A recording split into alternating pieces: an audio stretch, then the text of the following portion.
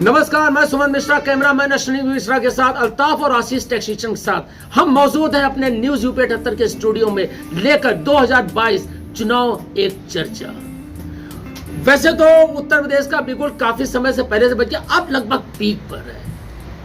इस सर्दी में भी पूरी गर्मी का एहसास करा रहा है हमारा चुनाव 2022 उत्तर प्रदेश का, उस पर भी किरोई नगर विधानसभा का चुनाव पूरी गर्मी और शबाब पर है।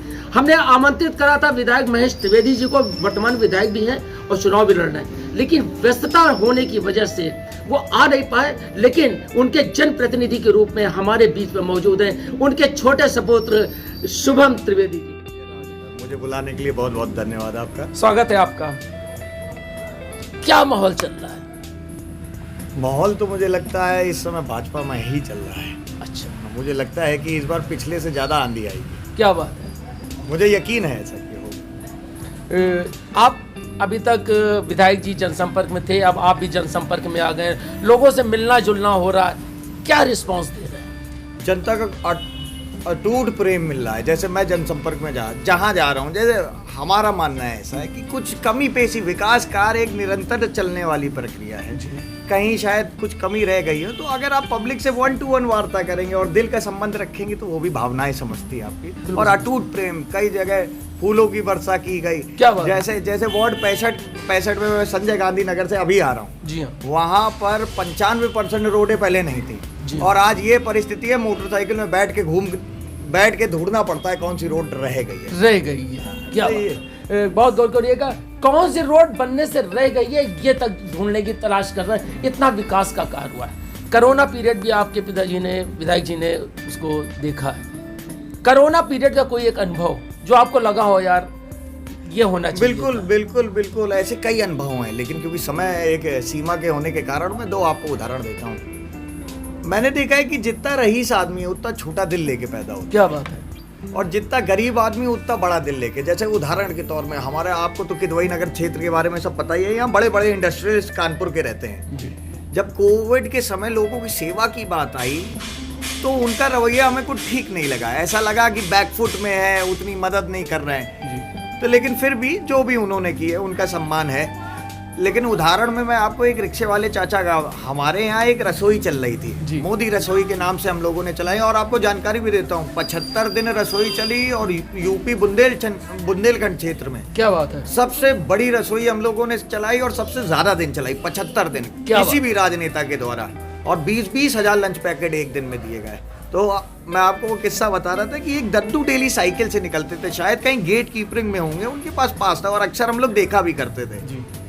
तो एक दिन वो रुक गए और अपनी साइकिल से आए 5 किलो का आटा लेके। क्या बात है? क्या बात है? कहते हैं लला, हम तुम्हें देख रहे हैं, बड़े दिन से तुम लोगों की सेवा कर रहे हो, ये रख लो हमारी तरफ से। क्या बात? तो ये सब चीजें जब आपके साथ होती है ना तो ये आपको और जोड़ती हैं जी, लोगों से जोड़ने का अनुभव देती हैं और जोड़ने का अनुभव देती है और आपको प्रेरित भी करती हैं।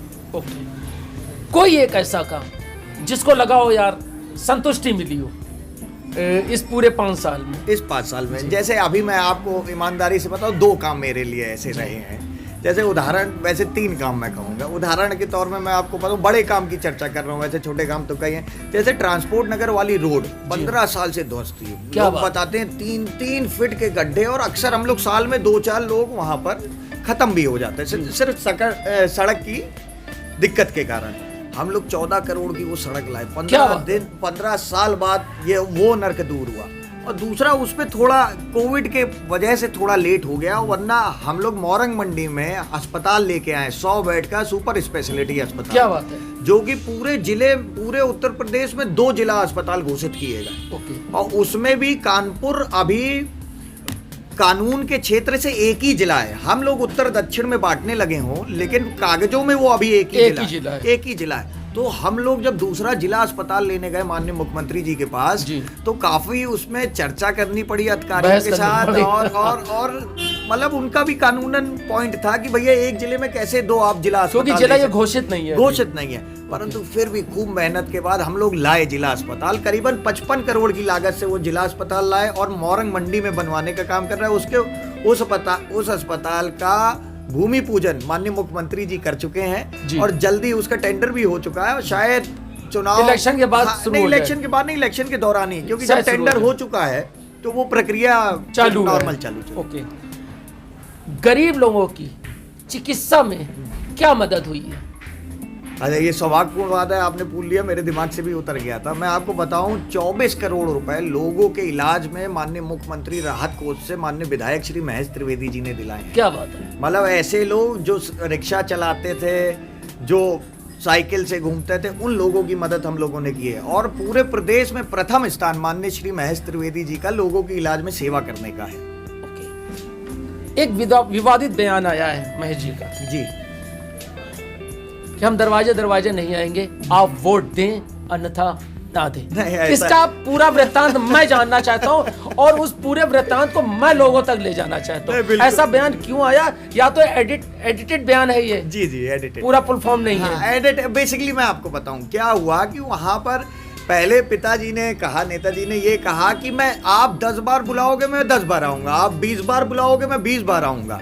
लेकिन आप सोचो कि दलाली करते हुए महेश त्रिवेदी घर टू घर घूमे, तो ऐसा नहीं। ऐसा नहीं होगा। उनका भाव दूसरा था। लेकिन चुनाव है, हम इस पे कुछ कहेंगे भी नहीं। चुनाव में तो षड्यंत्र हुआ ही करते हैं, और जो हमारे पूर्व विधायक है उनके लिए तो कहा ही जाता है बढ़िया षड्यंत्रकारी हैं और ये है वो है, लेकिन अपने साथ भगवान रहता है। भगवान रहता है। एक सवाल और आया जी, था जी। जो सार्वजनिक भी कहा गया था, वीडियो में और बड़े बड़े समाचार, लाठी डंडों से मारो, गोली मत मारना, बाकी मैं देख लूंगा। जी। इस पर एक चल रहा है। अब देखिए, पहली चीज किसी को लाठी डंडे से मारने की कोई जरूरत नहीं, क्योंकि योगी जी की सरकार चल रही, कानून व्यवस्था बहुत टाइट है। अच्छा क्या हुआ, मैं क्योंकि इस पे थोड़ी रोशनी डालना जरूरी है। हाँ, ये जो जानना जरूरी है लोगों की। आप अगर सुन लीजिए, उनके सपूत बैठे हुए हैं, और जो मनसा आप लोगों के मन में है कि लाठी डंडों से मारो और गोली मत मारना, उसका स्पष्टीकरण आज आप लोग ले लीजिए और आगे इस बहस को खत्म करिए प्लीज। अरे क्या है कि जो बोला गया उसको आपको पुराने समय से देखना पड़ेगा। क्या हुआ, जब पिछली बार हम लोग चुनाव लड़े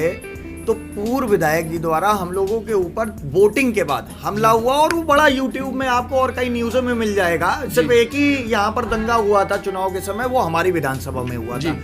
तो कई 15 साल का शोषण रहा है सबका। हाँ, तो उनको सुरक्षित करने के लिए उस कॉन्टेक्स्ट में वो बात बोली गई थी। किसी का मतलब ये नहीं था कि आप उठा के जो है किसी को मारने लगिएगा, लेकिन भाई उनसे डरा हुआ। आज भी आप गोविंद नगर चले जाइए, आदमी अगर वो कहेगा भैया मुंह से ना बुलवाओ, है तो भाजपा ही के। क्या बात है। तो ये चीजें हैं, और ये लोकल भाई आप इसी भय को खत्म करना है। 100%। आप नेशनल कॉन्टेक्स्ट में देखोगे तो ये बात भले आपके समझ में ना आए, लेकिन अगर आप लोकल, जैसे आप विधानसभा में आइए, लोकल कॉन्टेक्स्ट में देखोगे तो ये बड़ा रेलेवेंट बयान है आपको लगेगा। किदवई नगर विधानसभा के हमारे प्रिय मतदाताओं से शुभम त्रिवेदी जी क्या कहना चाहते हैं? जनता सुन रही है। मैं सिर्फ एक ही बात अपनी रखना चाहूँगा, एक बार आप लोगों ने मौका दिया है, प्यार दिया है, एक बार फिर से दोबारा आशीर्वाद दे के देखिए। आपकी सभी उपेक्षाओं, सभी तो नहीं कहूँगा, ज़्यादातर उपेक्षाओं में हम लोग खरा उतरने का प्रयास करेंगे। और जैसे 2-3 काम जो रह भी गए, जैसे मेरा बड़ा मन था, अब क्योंकि कोविड में 2.5 साल निकल गया, 2 साल निकल गया, मेरा बड़ा मन था गोविंद नगर मार्केट को नवीन मार्केट के तर्ज में बनाया जाए, या हजरतगंज मार्केट के तर्ज में बनाया जाए। क्या बात है। जैसे संजय, ये कानपुर दक्षिण जिला प्लान माना जा सकता है। 100%। और ये फॉर द फ्यूचर प्लान भी है हमारा। और जैसे उदाहरण के तौर में हमारा मन था संजय वन है अपने यहाँ, मोती झील के उपलक्ष्य में उसे होना चाहिए। तो ये सब छोटी छोटी चीजें हैं जो कानपुर दक्षिण को मिलनी चाहिए। बिल्कुल। तो मेरा यही कहना है कि आप दोबारा यकीन करें, एक बार फिर से मौका दें योगी, मोदी और महेश को।